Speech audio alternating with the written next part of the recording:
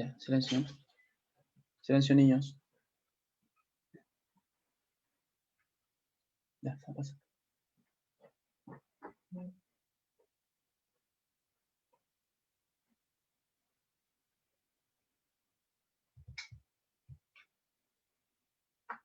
Bien. Saludamos, cierto, en el amor del Señor a todos que se han ido sumando, mis hermanos, esperando que todos tengan una buena mañana y han tenido un buen descanso en sus casas, guardados todos, cierto, por el Señor, y también a aquellos oyentes que van a estar en nuestra transmisión por Facebook. Les saludamos en el amor del Señor. Estamos en nuestra escuela dominical ya, ¿cierto? A punto de comenzar. Esta mañana la enseñanza y unas cuantas semanas más la tendrá mi hermano Daniel Gallardo, ¿cierto? De la primera epístola de Juan. Bien, vamos a ir en oración para luego comenzar el estudio, ya de inmediato introducirnos en las Escrituras. Oramos al Señor. Padre Celestial, Padre Eterno, vamos delante de su presencia, Señor, dando gracias por este día, por la vida, Señor, por la salud. Padre, gracias por poder congregarnos, Señor. Gracias por estos medios que tenemos, Señor, porque podemos vernos, compartir, Señor, y por sobre todo, seguir aprendiendo de las Escrituras, Señor. Gracias, Señor, por esto, también pedimos para que sea bien utilizado y también las conexiones, Señor, no nos fallen. Padre, rogamos por todo este periodo de escuela, Señor, y aún por el culto de la tarde, que tenemos invitados también a la iglesia de Chiloé, Señor, para que usted esté en medio de nosotros y podamos tener momentos gratos en su día, Padre. Gracias, Señor, por todo. En nombre de Jesús. Amén. Bien, hermano Dani, todo su tiempo. Gracias, pastor. Entiendo que se escucha bien. Para comenzar, vamos a repasar un poco lo que estuvimos viendo el domingo pasado. Domingo pasado, día de votaciones, pero estuvimos ahí aprendiendo tempranito. Como ustedes bien saben, estamos escudriñando y tratando de sacar el máximo provecho a cada versículo del primer capítulo de la epístola de Juan. Pastor, por favor, avance la diapositiva. Estuvimos viendo algunos propósitos que el apóstol Juan tuvo en todos sus escritos. Primero el Evangelio, ¿cierto? También en sus epístolas, o por lo menos en la primera epístola, y también el propósito que tuvo en el Apocalipsis. Avance nomás, por favor. A continuación de eso también estuvimos viendo los 5 propósitos que aparecen en la primera epístola de Juan. Hablamos de que había que tener comunión, ¿cierto?, los unos con los otros. También Juan dice que nuestro gozo sea cumplido. También dice estas cosas os he escrito para que no pequéis y para tener vida eterna y creer en Cristo. Esto es a modo general, no es el bosquejo, ¿cierto? Es a modo general. También recuerdo que estuvimos viendo algunas palabras claves de la epístola que aparecían muchas veces, ¿ya? Y en cuanto al bosquejo mismo, comenzamos con el primer punto, que Dios es luz. Dentro de toda la primera carta, dentro de todos los capítulos de la primera carta del apóstol Juan, se resumen en 3 puntos importantes, que es, número 1, Dios es luz; número 2, Dios es amor; y número 3, Dios es vida, ¿ya? En cuanto al primer punto, que Dios es luz, son poquitos versículos que abarcan solamente en el primer capítulo. El segundo punto es más extenso, que abarca más capítulos, y el último, que Dios es vida, es más cortito, que abarca la última parte de la epístola. Ya comenzamos viendo la semana pasada el primer punto, que Dios es luz, y ahí, como ven ustedes, abarca el capítulo 1 desde el versículo 1 hasta el capítulo 2, versículo 2. La semana pasada alcanzamos a ver solamente el primer capítulo y quedamos justamente ahí para comenzar el capítulo 2, ¿ya? Y terminar este primer punto de que Dios es luz. Vimos en el prólogo, en el capítulo 1, versículo 1 y 2, el prólogo, ¿cierto? O la introducción del apóstol a la carta, y letra B, quedamos de la pregunta ¿cómo los hijitos pueden tener comunión con Dios? Y aparecía toda la explicación en el capítulo. Pastor, avance por favor la diapositiva. Y dentro de esta letra B, de cómo los hijitos pueden tener comunión, ¿cierto?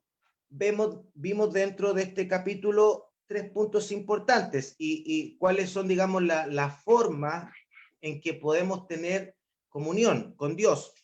Número 1, al andar en luz, lo vimos, ¿cierto? Desde el versículo 3 al versículo 7. Número 2, vimos también al confesar los pecados. Y vimos ese maravilloso versículo, ¿cierto? Que dice, si confesamos nuestros pecados, Él es fiel y justo para perdonar nuestros pecados y limpiarnos de toda maldad. Entonces, la importancia de andar en luz.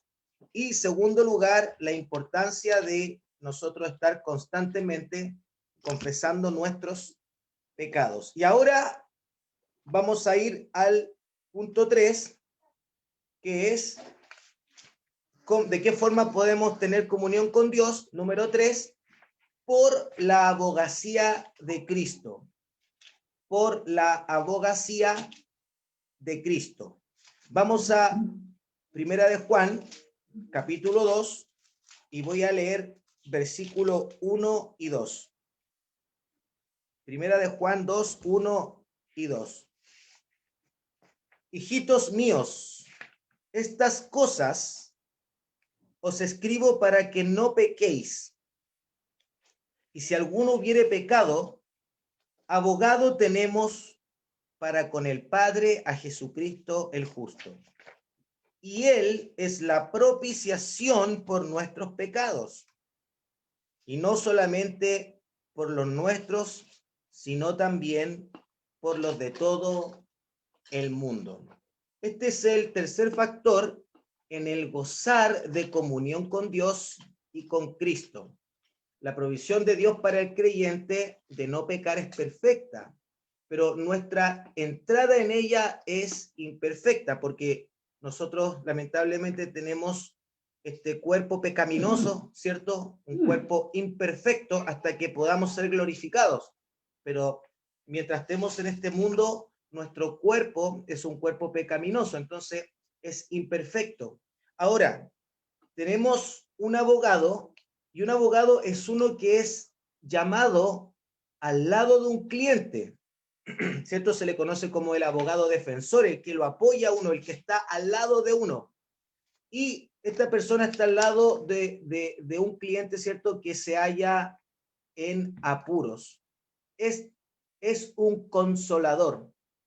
El Señor Jesús está en el cielo para defender, ¿cierto? Para defender al creyente que peca. Quiero luego leerles lo que Pastor Samuel me envió, porque lo consideré muy importante, de una Biblia Nelson, ¿cierto? El versículo 2. Pero vamos a avanzar acá con el 1. El Señor Jesús está en el cielo para defender al creyente que peca. Versículo 2 dice, la explicación dice, sin la defensa de Él, sin la defensa de Cristo, ya que Él es nuestro abogado que intercede por nosotros en el cielo, sin la defensa de Él, el santo que peca se hallaría en un grave apuro. ¿Ya? Nuestros pecados fueron limpiados por la sangre de Cristo, pero nosotros al seguir pecando necesitamos siempre ese abogado que nos ayuda y nos defiende cuando nosotros nos equivocamos. Él es el sacrificio que hace en el trono de Dios. El sacrificio que hace que el trono de Dios sea un propiciatorio. Necesitamos de misericordia. Él es rico en misericordia. ¿Ya? Y aquí aparece una palabra importante que es propiciación. Propiciación en un significado general, no un significado bíblico, un significado general dice que la propiciación es la acción agradable a Dios con que se le mueve la piedad y la misericordia. O sea, se realiza una acción que agrada a Dios. Esa acción que agrada a Dios se le mueve su piedad y su misericordia. Este es un significado general. Hay un significado mucho más profundo que vamos a ver ahora. Hermanos, Él es un gran abogado, el mejor abogado de todos, ya que nosotros no le pagamos a Él por sus servicios de abogacía. Él lo hace gratuitamente. Y aparte de ser nuestro abogado, quien nos defiende cuando nosotros pecamos, aparte de eso, Él es el mismo que paga la pena que merecíamos. O sea, aparte de defendernos, la deuda que nosotros tenemos ante el tribunal, ¿cierto?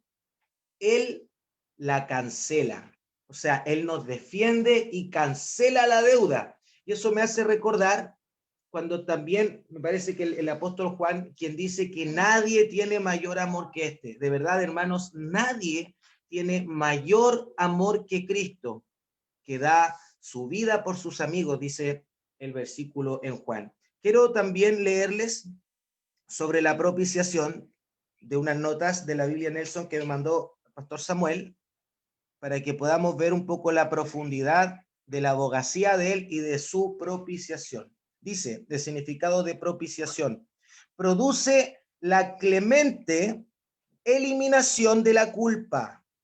La clemente eliminación de la culpa a través del perdón divino. Este significado es la que nos da el Antiguo Testamento griego, llamada la Septuaginta, ¿cierto? La traducción al griego del Antiguo Testamento se llama la Septuaginta y aparece este significado. El vocablo griego de propiciación se usaba para el lugar sacrificial sobre el que el sumo sacerdote colocaba la sangre de los sacrificios israelitas. Esa era la propiciación, ¿cierto? El lugar donde el sumo sacerdote colocaba la sangre de los sacrificios israelitas. Esta práctica indica, escuche bien hermano esto, esta práctica indica que la justa ira de Dios debía apaciguarse de algún modo, ¿ya? Dios estuvo airado con el pueblo por sus pecados, pero esta ira de Dios debía apaciguarse de algún modo. Dios envió a su Hijo y satisfizo su propia ira con el sacrificio de Jesús en la cruz. O sea, el Señor nos amó tanto, ¿ya? Que en la ira que tenía con nosotros, dio la solución, envió a su Hijo para satisfacer su ira. Nuestros pecados hicieron necesario que Jesús sufriera las agonías de la crucifixión. Pero Dios demostró su amor y su justicia proveyendo a su propio Hijo. Qué profundo, hermanos, es poder entender lo que significa que Él fue nuestra propiciación. El sacrificio de la vida sin pecado de Jesús es tan eficaz que puede proporcionar el perdón para todo el mundo, ¿ya? El sacrificio de la vida sin pecado de Jesús es tan eficaz que Él puede proporcionar el perdón para todo el mundo, o sea, toda la raza humana puede ser perdonada por el sacrificio de Cristo.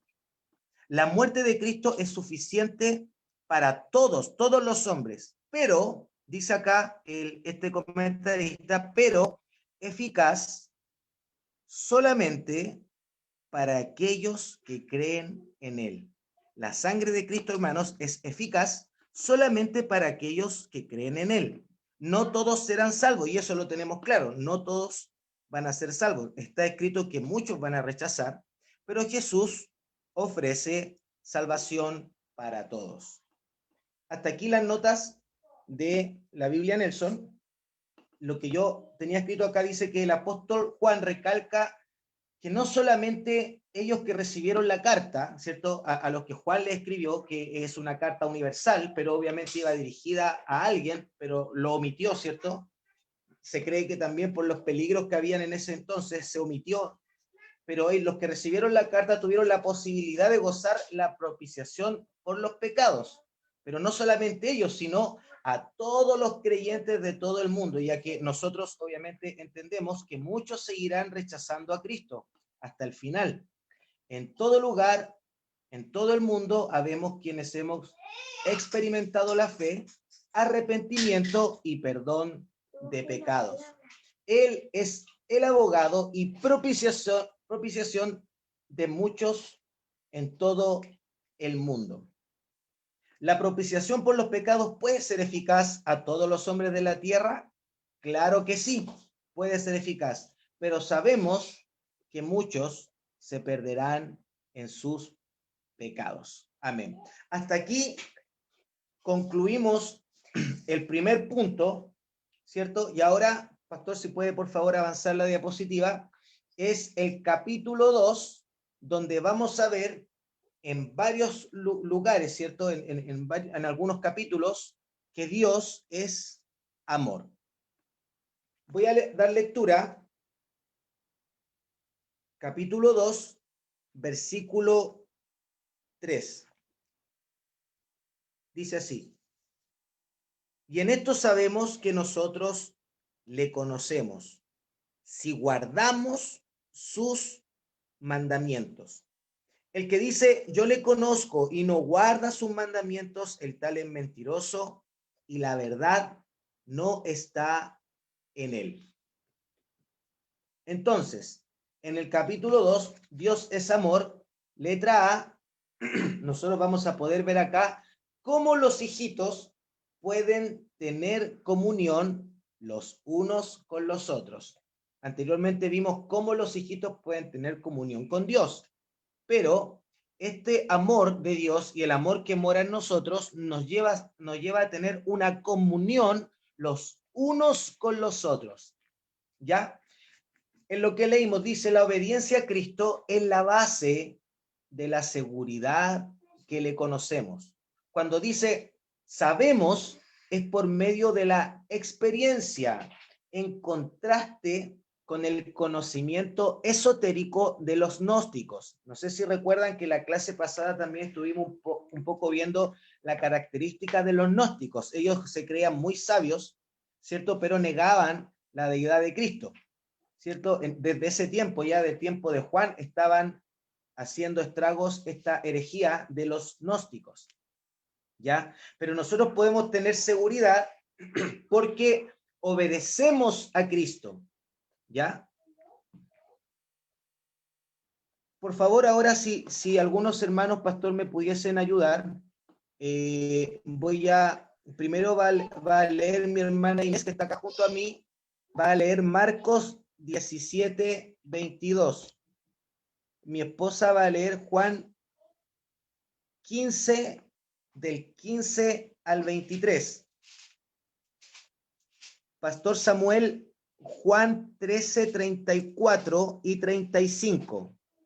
Y si, pastor, acá yo estoy viendo al hermano Dylan. Hermano Dylan, Juan 14, 21, 23 y 24. Hasta ahí de momento. Hasta ahí de momento. Vamos, Marcos 10, 17 al 22. Hermana, por favor, lea acá atrás mío para que se escuche bien.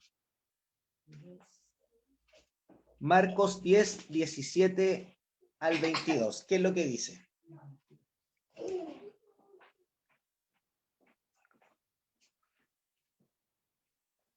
Al salir él para seguir su camino, vino uno corriendo, e hincando la rodilla delante de él, le preguntó: Maestro bueno, ¿qué haré para heredar la vida eterna? Jesús le dijo: ¿por qué me llamas bueno? Ninguno hay bueno, sino solo uno, Dios. Los mandamientos, ¿sabes? No adulteres, no mates, no hurtes, no digas falso testimonio, no defraudes, honra a tu padre y a tu madre.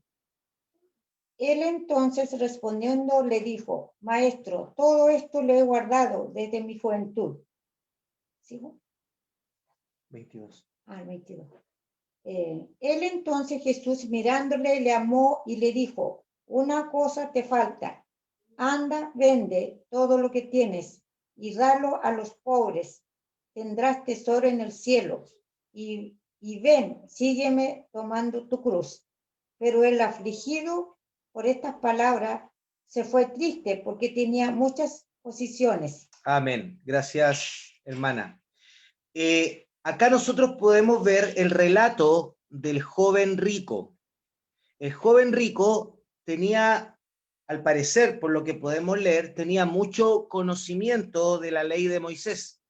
¿Ya? Quizás tenía también conocimiento acerca de los profetas.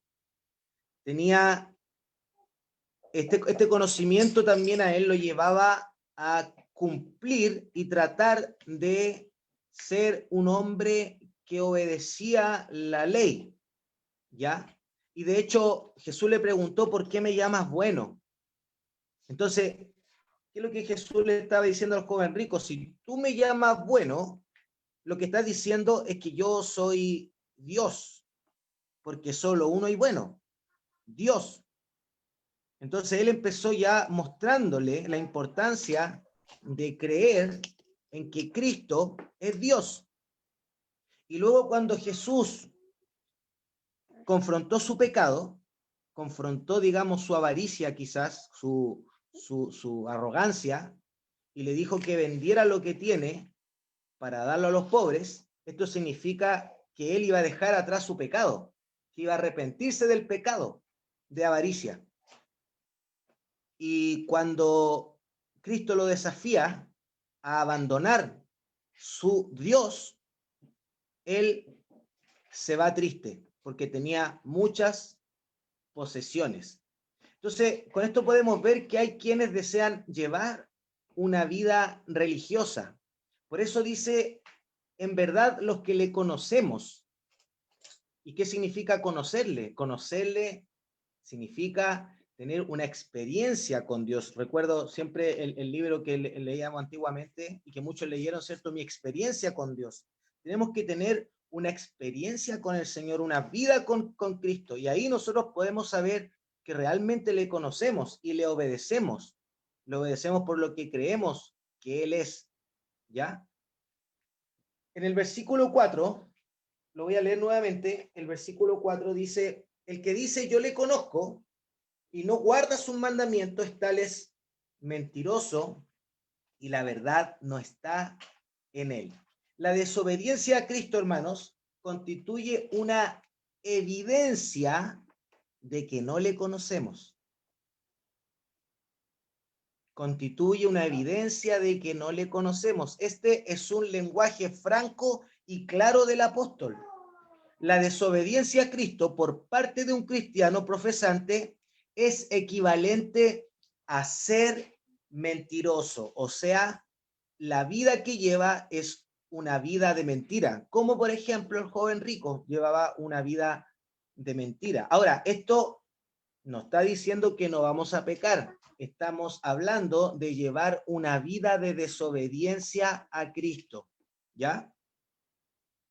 Más adelante veremos que en la misma epístola dice que el que practica el pecado es del diablo, ¿ya? Ahí habla un poco más de qué es lo que significa practicar el pecado. Versículos 5 y 6 voy a leer, dice: pero el que guarda su palabra, en este verdaderamente el amor de Dios se ha perfeccionado. Por esto sabemos que estamos en él. El que dice que permanece en él debe andar como él anduvo. En el versículo 5 dice, guarda su palabra. Incluye no tan solo sus mandamientos específicos, sino también lo que le agrada. ¿Qué dice Juan 14, 15 al 23? Si me amáis, guardad mis mandamientos, y yo rogaré al Padre, y os dará otro consolador, para que esté con vosotros para siempre, el Espíritu de verdad, al cual el mundo no puede recibir, porque no le ve ni le conoce, pero vosotros le conocéis, porque mora con vosotros y estará en vosotros. No os dejaré huérfanos, vendré a vosotros. Todavía un poco, y el mundo no me verá más, pero vosotros me veréis, porque yo vivo, vosotros también viviréis. En aquel día vosotros conoceréis que yo estoy en mi Padre, y vosotros en mí, y yo en vosotros. El que tiene mis mandamientos y los guarda, ese es el que me ama, y el que me ama será amado por mi Padre, y yo le amaré y me manifestaré a él. Le dijo Judas, no el Iscariote: Señor, ¿cómo es que te manifestarás a nosotros y no al mundo? Respondió Jesús y le dijo: el que me ama, mi palabra guardará, y mi Padre le amará, y vendremos a él y haremos morada con él. Amén. Bueno, aquí habla muchas cosas, ¿cierto? La labor del Espíritu Santo, la promesa del Espíritu Santo, pero recalca que el que ama a Dios guarda los mandamientos de Dios y los mandamientos de Cristo. Recordemos que Cristo también enseñó mandamientos y él nos daba mandamientos nuevos, ¿cierto? Que os améis unos a otros. Y el apóstol Juan recalca mucho el amor. El amor. Si realmente amamos al Señor, vamos a guardar su palabra. Dice acá también, no solamente no hacer lo que le desagrada, porque hay muchas cosas que vemos en la Escritura y alguien puede decir, yo voy a tratar de no hacer lo que a Dios le desagrada, y está bien. No debemos hacer lo que a Él le desagrada, los pecados, pero también hacer lo que Él espera que hagamos. Se trata de no hacer y también hacer lo que le agrada. Y si nosotros guardamos sus mandamientos, realmente podemos notar que le amamos. Y si le amamos, realmente tenemos comunión con Él. Es la única forma nosotros, bueno, la palabra también dice, por sus frutos los conoceréis. Y los frutos principalmente es justamente que nosotros obedecemos sus mandamientos. Cristo es manifestado en el creyente cuando guarda la palabra de Cristo. Un compromiso completo es amar a Cristo. Y dentro, hermano, de las cosas que nosotros hacemos dentro de la iglesia o que nosotros hacemos para el Señor, la pregunta que debemos hacernos no es, ¿eres dedicado en lo que hace? ¿Somos dedicados en lo que hacemos? Nosotros podemos ser muy dedicados en lo que hacemos para el Señor. Podemos levantarnos temprano, podemos salir, podemos trabajar por el Señor. Pero la pregunta no es qué tan dedicado eres para hacer las cosas. Porque podemos ser muy dedicados, pero la pregunta correcta es, ¿amas a Cristo? ¿Cuál es la motivación de las cosas que nosotros hacemos por Él? ¿Cuál es la motivación de que nosotros queramos alejarnos del pecado? Tiene que ser, según acá el apóstol Juan, el amor. Digamos, el amor que nosotros tengamos hacia nuestro Señor nos va a mostrar cuánto le obedecemos, cuánto le amamos, cuánto hacemos. Todo debe ser por amor. Yo puedo ser quizás muy dedicado en hacer algo, pero esperando recibir gloria propia y quizás esperando recibir alguna felicitación. Pero nuestra motivación siempre tiene que ser el amor que tenemos hacia Él, que es nuestro abogado, y aparte de ser nuestro abogado, es nuestra propiciación. Probablemente el joven rico era obediente, muy dedicado, pero ¿amaba a Cristo en verdad? Vemos por el resultado que él se fue triste, al parecer no, ¿cierto? Versículo 7, ¿qué nos dice el apóstol en el versículo 7? Dice, hermanos, no os escribo mandamiento nuevo, sino el mandamiento antiguo que habéis tenido desde el principio. Este mandamiento antiguo es la palabra que habéis oído desde el principio. Este mandamiento antiguo, ¿cierto? Es el mandamiento que el Señor Jesús dio a sus apóstoles cuando estaba con ellos en la tierra, el cual repitió muchas veces. ¿Qué dice Juan 13:34?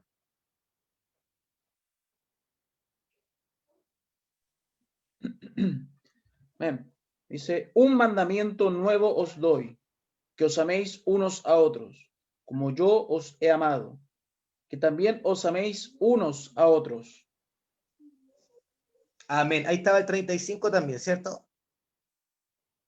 Perdón, hermano.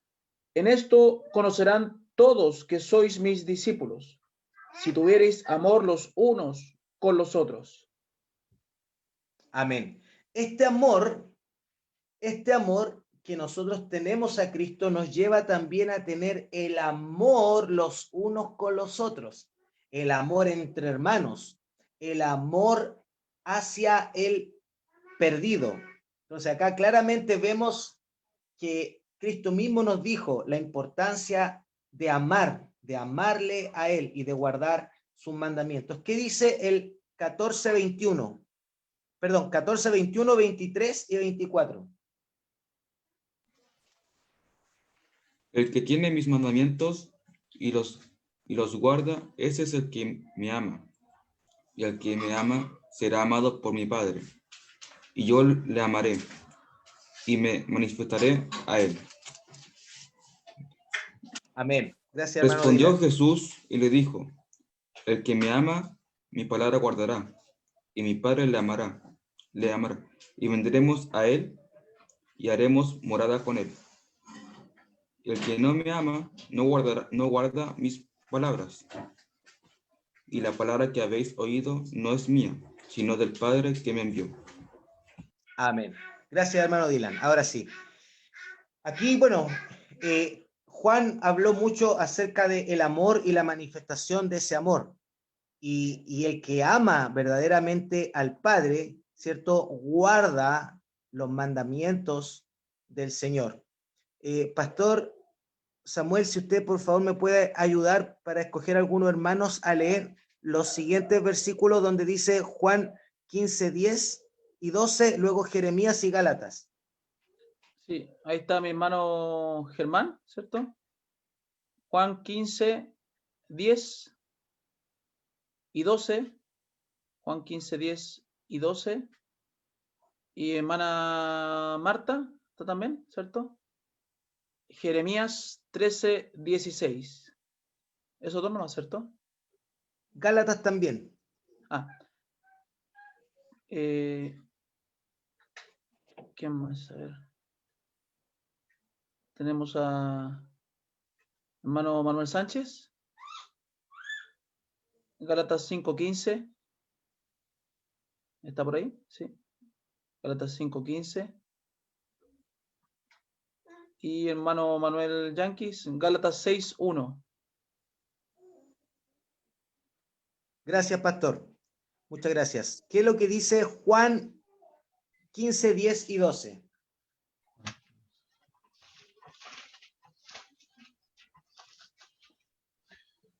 Juan 15, 10 dice, si guardareis mis mandamientos, permaneceréis en mi amor, así como yo he guardado los mandamientos de mi Padre y permanezco en su amor. Versículo 12. Este es mi mandamiento, que os améis unos a otros como yo os he amado. Amén. Gracias, hermano. Vemos acá el mandamiento de Cristo mismo, y este mandamiento es el que Juan estaba, digamos, recalcando en su epístola, el mandamiento de Cristo. ¿Cuál es el mandamiento de Cristo? Si me amáis, guarda mis mandamientos. Y de hecho, habla también de ahí la comunión entre Cristo y el Padre, porque Cristo y el Padre están en comunión, son uno. Nosotros podemos tener comunión con Cristo, con el Padre, y podemos ser conducidos por el Espíritu Santo, ¿cierto? al guardar sus mandamientos, al demostrar ese amor, el amor por lo que Él ha hecho por nosotros, guardando sus mandamientos. El versículo 8, acá en la epístola dice, sin embargo, os escribo un mandamiento nuevo, que es verdadero en Él y en vosotros, porque las tinieblas van pasando y la luz verdadera ya alumbra. Es un mandamiento nuevo hoy a creyentes, los que hemos sido regenerados, y en los cuales mora el Espíritu Santo. Los creyentes han de hacer la voluntad de Dios. Y acá dice que, fíjese lo que pasa en el creyente, hermanos. En el creyente las tinieblas van pasando. Pero si usted mira a su alrededor, verá que todavía no han pasado las tinieblas en el mundo, y lamentablemente no va a pasar estas tinieblas en el mundo. La niebla de la ignorancia de la palabra de Dios todavía es muy evidente hoy en día. Basta darse cuenta el tipo de ley, los tipos de leyes que ahora están promulgando para darse cuenta que hay mucha ignorancia de la palabra de Dios. En la gente, mucha ignorancia de la palabra de Dios, pero en el creyente las tinieblas van pasando, ¿ya? El versículo, voy a leer los versículos 9 y 10. Dice, fíjese porque Juan aquí habla de, escribe un nuevo mandamiento. Fíjese lo que dice 9 y 10. El que dice que está en luz y aborrece a su hermano, está todavía en tinieblas. Leo nuevamente. El que dice que está en luz y aborrece a su hermano, está todavía en tinieblas. El que ama a su hermano permanece en la luz y en él no hay tropiezo. Amén. Fíjese el mandamiento que está mostrando acá el apóstol Juan. Y la pregunta es, ¿está bien usted, hermano? ¿Está bien, hermano? O sea, ¿anda en la luz? El amor para con otro hermano es la prueba de fe genuina. El aborrecimiento de otro hermano es evidencia de que la persona no está en luz. Qué importante, hermano. Fíjese, ahora ya no es suficiente decir, no, yo amo al Señor, yo sirvo al Señor, yo obedezco sus mandamientos porque le amo. Amén, qué rico, hermano. Excelente. Sigamos adelante, pero ¿está amando a su hermano? Porque esta es una prueba acá, según el apóstol Juan, de la fe genuina. Y el versículo 11, fíjese lo que dice, pero el que aborrece a su hermano está en tinieblas y anda en tinieblas y no sabe a dónde va, porque las tinieblas le han cegado los ojos. Aborrecer a un hermano, hermanos, aborrecer a un hermano es estar en tinieblas. Sin embargo, amar a un hermano es estar en luz. ¿Qué dice Jeremías 13:16? Dad gloria a Jehová, Dios vuestros, antes que haga venir tinieblas, y antes que vuestros pies tropiecen en monte de oscuridad, y esperéis luz y os la vuelva en sombra de muerte y tinieblas. Gracias, hermana. Acá vemos la importancia de estar en luz. Ya nos habla ahí el profeta Jeremías, de estar en la luz. Y en Gálatas, que nosotros ya lo estudiamos en un momento, vamos a recordar ahora qué es lo que nos dice con respecto a nuestros hermanos. ¿Ya? ¿Qué dice Gálatas 5:15? Pero si os mordéis y os coméis unos a otros, mirad que también no os consumáis unos a otros. Gracias, hermano. Recuerdo todavía esta predicación, esta enseñanza en Gálatas, ese día en la casa de mi hermano Daniel, cuán importante y cuánto nos ayudó en nuestro corazón de ver cómo Pablo le está diciendo a los Gálatas que no peleen entre ellos, ni os mordáis, no sea que os consumáis. Pero podemos ver también en Gálatas, capítulo 6, versículo 1. ¿Quién lo tiene? Ya, que lea. Hermanos, si alguno fuera sorprendido en alguna falta, vosotros que sois espirituales, restaurables, con espíritu de mansedumbre, considerándote a ti mismo, no sea que tú también seas tentado. Gracias, hermano. Gracias. Fíjese lo que dice el apóstol Pablo acá, luego de lo que él expresó anteriormente. Nosotros, como hermanos, debemos amarnos fuertemente y a veces pueden haber desacuerdos o puede uno sentir de que el hermano me ofendió. Pero ¿cómo solucionamos estos problemas? ¿Cómo podemos tener comunión entre hermanos sin aborrecernos los unos a los otros? Fíjese lo que el apóstol Pablo dice acá, lo voy a leer nuevamente, voy a hacer un pequeño cambio para que podamos meditar.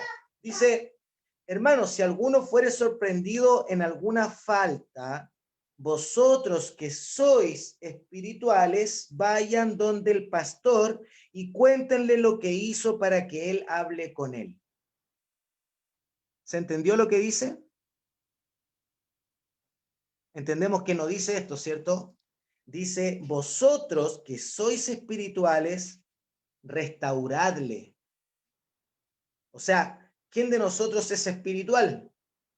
Bueno, el que sienta que es espiritual y que ha podido tener comunión con Dios y que ha podido andar en luz y que ha podido amar a Cristo y que se ha despojado, digamos, y no anda en tinieblas, restáurele, pero siempre con espíritu de mansedumbre. Porque si uno va donde un hermano y le va a decir, hermano, estoy sentido contigo, tú me ofendiste. No, dice con espíritu de mansedumbre y considerándonos a nosotros mismos. Porque nosotros también podemos ser tentados y defraudar a otros. Entonces, volviendo a Juan, volviendo a la epístola de Juan en el capítulo 2, nosotros, para poder tener comunión, debemos amar a nuestro hermano. Si nosotros tenemos alguna diferencia, arreglemos nuestras diferencias. Con todos los hermanos tenemos que tener comunión. Si un hermano a veces hace algo, que no sea lo primero que pensemos, me ofendió o lo dijo por esto, porque a veces los hermanos ni siquiera están pensando en algo malo y uno cree que hizo algo malo. Y si nos pesa mucho, aclarémoslo con espíritu de mansedumbre, porque esa es la forma que nosotros podemos mostrar que amamos al Señor, una forma que podemos mostrar de que andamos en luz y que somos de Dios y que estamos en Cristo. Leamos ahora el versículo 12. Fíjese lo que dice el versículo 12. Os escribo a vosotros, hijitos, porque vuestros pecados han sido perdonados por su nombre. Pastor, si pudiera avanzar la diapositiva, no sé si queda algo más después. Ya, perfecto. Acá en el versículo 12 dice que aparece una palabra hijitos, que no es la misma palabra hijitos que aparece más abajo. Esta palabra hijitos en el griego es teknia, que significa hijos amados. Significa todos los creyentes, no importa su edad, cuyos pecados son perdonados sobre la base de la sangre derramada de Cristo. O sea, cuando el apóstol Juan está diciendo acá hijitos, significa que le está hablando a todos los hermanos, porque más abajo no le habla a todos los hermanos, sino que a algunos. ¿Ya? Dice, dice, a ellos le está escribiendo, a todos los hermanos, a todos los hijitos. ¿Por qué? Porque sus pecados han sido perdonados por su nombre.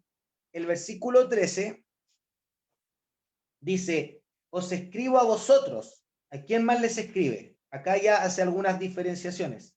Os escribo a vosotros, padres, porque conocéis al que es desde el principio. Dice padres acá, y Juan se está refiriendo con padres a los santos maduros que han caminado con Dios por años. O sea, son hermanos que llevan muchos años en la iglesia, pero aparte de llevar muchos años en la iglesia, también han madurado, ¿ya? Porque al caminar, al crecer, al llevar mucho tiempo, permite la madurez espiritual, como hablábamos también ayer con los hermanos en la reunión de matrimonios.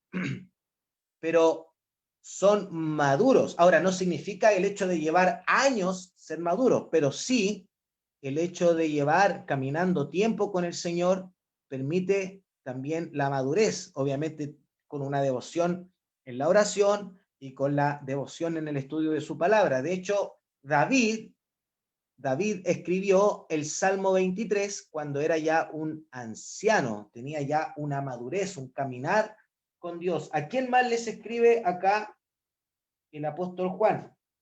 Dice, os escribo a vosotros jóvenes, porque habéis vencido al maligno.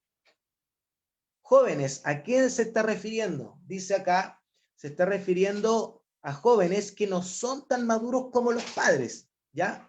Pero han aprendido cómo vencer al enemigo por medio de la sangre de Cristo. O sea, los jóvenes, que puede ser también una juventud física, también con una juventud espiritual, están con el ánimo, ¿cierto? Y han aprendido a vencer al enemigo. Y eso obviamente los va a llevar con el tiempo y con la dedicación a la palabra a ser luego maduros, pero de momento son jóvenes. Más abajo el versículo dice, os escribo a vosotros, hijitos, porque habéis conocido al Padre. Y esta palabra hijitos, acá en el griego, no es la misma que la que leemos en un principio. Acá es paidia. Estos hijitos son aquellos que saben que son hijos de Dios, mas esto es todo lo que saben. Nosotros conocemos acá como los bebés en Cristo, o sea, uno tiene mucho cuidado a veces a ofender a un hermano que es un bebé en Cristo, que está recién, digamos, creciendo, pero ellos saben que son hijos de Dios y están obviamente gozosos y quizás manifestando su primer amor al ser hijos de Dios. Pero Juan también les está escribiendo a ellos, a los que son pequeños en Cristo, a los que necesitan la leche, que en algún momento van a poder ser jóvenes y en algún momento también van a poder ser maduros, con una vida consagrada, ¿cierto?, a Cristo. Ahora, podemos ver acá este proceso que tenemos nosotros como hijos de Dios cuando desde que le conocemos hasta que pasamos tiempo, años con Él. Pero la Escritura es para todos nosotros, ¿ya? Y el versículo 14 dice de nuevo, os he escrito a vosotros, padres, porque habéis conocido al que es desde el principio. Os he escrito a vosotros jóvenes, porque sois fuertes, y la palabra de Dios permanece en vosotros, y habéis vencido al maligno. Acá recalca, o sea, él lo que está queriendo decir es que está dejando claro que le está escribiendo a todos es importante entender estas cosas, ¿ya? Tanto a padres, a jóvenes y a hijos. Por eso es que lo recalca nuevamente, los padres han alcanzado madurez espiritual por un largo periodo de tiempo, los jóvenes son fuertes porque conocen la palabra de Dios y pueden vencer al malo y saben manejar la espada del Espíritu. Hasta aquí entonces la letra A, hasta aquí la letra A, que tenía que ver con los hijitos pueden tener comunión los unos con los otros. Hasta ahí la letra A. Ahora, la letra B, pastor cambió la diapositiva, ahí, la letra B, exacto. Letra B, ahora, ¿cómo dice aquí? Los hijitos no han de amar al mundo. Primero habló, ¿cierto?, de que los hijitos tenemos que tenerlos con comunión con nuestros hermanos, amándonos unos a otros, entre hermanos, y ahora, en lo que sigue, dice que los hijitos no deben amar al mundo, no deben amar al mundo. Pastor, por favor, si me puede ayudar, que alguien pueda leer los versículos, por lo menos hasta el de Gálatas. Hermano, ¿va a profundizar este punto? Porque estamos en la hora. Ah, sí, tiene razón, sí. No me había dado cuenta en la hora, perdón. Está bien. Vamos a tener que dejar hasta acá, pero por lo menos vamos a leer lo que sigue, porque está la letra A, que ya la vimos, la letra B, no han de amar al mundo, y después ya vamos a pasar a otros temas, a otros puntos también y otros capítulos. Así que bueno, mediten esto. Para hoy día principalmente es tener comunión con el Señor. Primero, que Él es nuestro abogado, ¿cierto? Él es nuestra propiciación, y también el hecho de amar a Él con todo el corazón, hacer todo para la gloria de Él, todo por amor a lo que Él hizo por nosotros, y también manifestar nuestro amor al Señor teniendo comunión los unos con los otros, y cualquier diferencia poder llevarla de forma adecuada con los parámetros que nos proporciona Pablo en su epístola a Gálatas, y también recalcando lo de Juan, el tener comunión y amor entre hermanos. Hasta ahí nomás, pastor.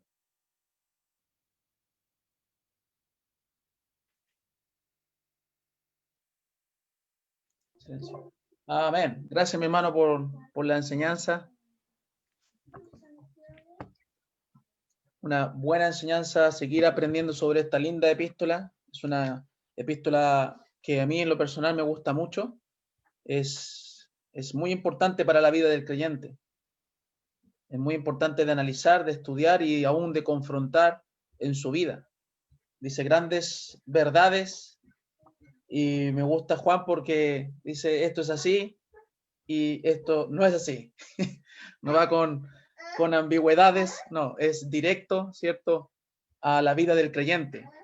O eres de Dios o no eres de Dios. Así que si usted dice ser hijo de Dios, como dice mi hermano, limpiado por la sangre de Jesucristo, tiene que empezar a meditar en estas cosas. Amo, estoy en la luz, vivo como un creyente, demuestro mi cristiandad a otros, me comporto como un creyente, soluciono las cosas como un creyente. Es importante que empecemos a meditar sobre estas cosas que mi hermano ha traído desde la semana anterior, ¿cierto? Y va a seguir trayendo a lo largo de este mes. Así que meditemos, el Espíritu Santo ha hablado a cada uno en lo particular, y empecemos a vivir vidas santas que demuestren realmente que somos hijos de Dios. Así que gracias, hermano, por la palabra expuesta. Estaba ahí tan metido ahí en el estudio que yo le hacía señas, pero bueno, tuve que... ya. Eso pasa, para que vea que eso pasa, uno no se da cuenta del tiempo. Bien, qué rico es estar así involucrado de tal forma en la palabra de Dios, que hasta el tiempo se nos pasa volando. Bien, vamos a orar para terminar nuestra escuela, y nos volvemos a juntar a las 5 de la tarde en nuestro culto, unidos, ¿cierto? Hoy con la iglesia de Chiloé, vamos a estar unidos con ellos, compartiendo. Así que también a nuestras visitas que estuvieron hoy con nosotros por Zoom y por Facebook, les dejamos invitados a las 5 de la tarde también a congregarse con nosotros. Oramos al Señor. Déjeme orar y después compartimos, ¿ya? Padre Celestial, Padre Eterno, vamos delante de su presencia, Señor, dando gracias por su palabra expuesta. Gracias, Padre, por esta mañana en que podemos, Señor, estudiar libremente las Escrituras. Padre, gracias por mi hermano también que trajo esta enseñanza, porque le has hablado, Señor, para así también poder hablar a nosotros. Gracias, Padre, por tu palabra preciosa, Señor, que nos impulsa a vivir vidas santas, a cuestionar nuestro pecado, Señor, y a poder, en base a tu misericordia, rectificar nuestras vidas, Señor. Gracias, Padre, por estas cosas. Bendiga el resto del día. Todo lo que se va a hacer hoy, Señor, sea para tu honra y gloria. En nombre de Jesús. Amén.